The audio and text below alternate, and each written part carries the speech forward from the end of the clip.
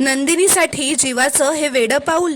श्री स्वामी समर्थ प्रेक्षकांनो, जीवा आता त्या सरांकडे आलेला असतो व म्हणतो, सर मी शनायासाठी काय केलं म्हणजे तुम्ही नंदिनीला तिचा आनंद निवास परत द्याल.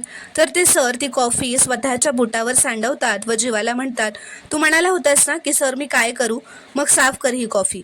तर आता जीवा नंदिनीसाठी हे सुद्धा करायला तयार होतो. तो ती कॉफी साफ करतो.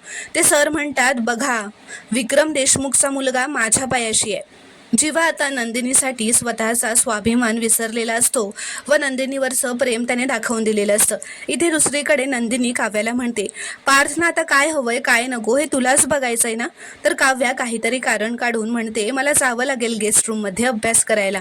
ती असं मानिनीमुळे म्हणते, कारण की मानिनीला काव्या व पार्थला एकत्र यायला नको असतं. तर मानिनी म्हणते, थांब काव्या, अभ्यास नंतर कर, बस थोडा वेळ पार्थपाशी. हे ऐकून काव्याला धक्काच बसतो, कारण तिला मानिनीकडून हे अपेक्षित नसतं. आता पार्थच्या चेहऱ्यावर सुद्धा हसू आलेलं असतं.